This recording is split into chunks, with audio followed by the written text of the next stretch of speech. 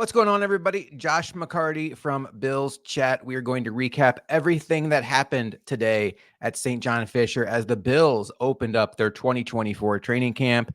The goal here for these daily videos is to recap everything in about 5 minutes or less. We understand you are very busy. You may not have time or the luxury to scroll Twitter or attend practices or listen to all of the press conferences.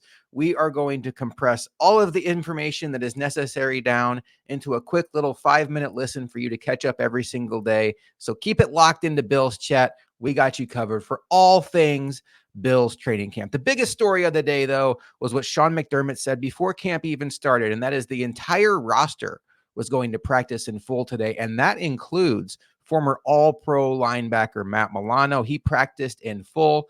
McDermott did clarify, saying that they would probably manage Milano as training camp went on. But the largest story there is there were no limitations with Milano today. That is obviously a great, great sign, as the Bills are hoping to have their star linebacker and probably their best defensive player on the field for the start of the season.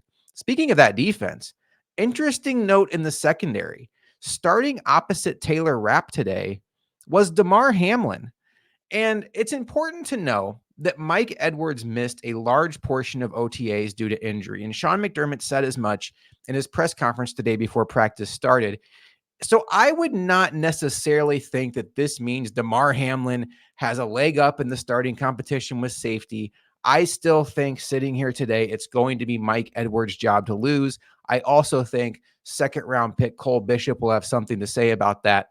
But when you read the tea leaves and you hear what McDermott said about they actually wanted Edwards to be in that role of a starter, but he was just held back by what happened in OTAs.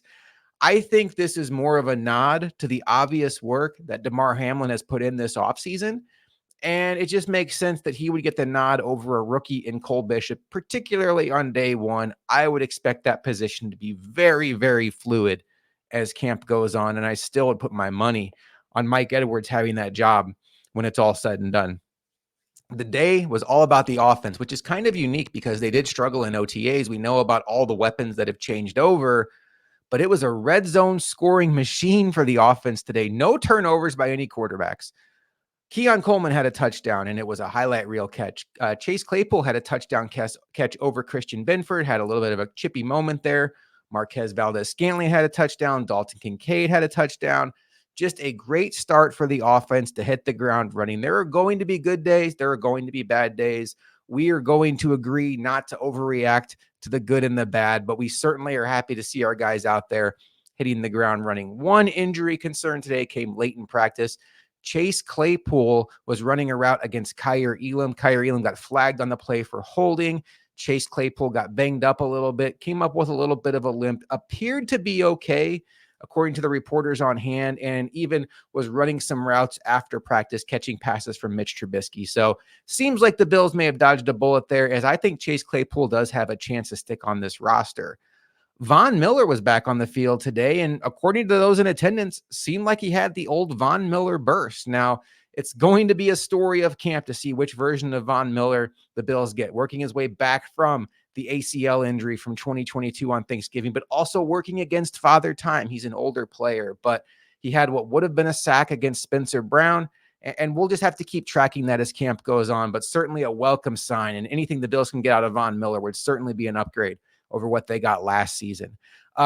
Interesting note at backup linebacker, it was Dorian Williams and Balin Spector getting both those backup roles. I think a lot of people thought it might be the veterans, Deion Jones, Nicholas Morrow, but at least for day one, it was the guys with experience in the system, Dorian Williams and Balin Spector. Another rookie that was making some plays today besides Keon Coleman is running back Ray Davis. He got some rave reviews for his work in the pass catching game. I think he has a leg up over Ty Johnson for that backup running back. He is going to be a guy that's a weapon for the Bills, I think, on offense right from the jump, and he's going to play a very, very important role. One last thing I want to point out, Brandon Beane took the podium today, and he was asked about that Jeremy Fowler ESPN article where the anonymous scout said that Josh Allen was the most overrated player in football, and Brandon Beane basically said, There's idiots everywhere. What are you going to do? What are you going to do? We have Josh Allen. We're thrilled about that. Josh Allen and the Buffalo Bills will be back on the practice field on Thursday morning at 8:30. We will recap all that for you on Thursday. Keep it locked on. Like, subscribe to Bills Chat YouTube, and we will see you next time on Bills Chat Quick Chat.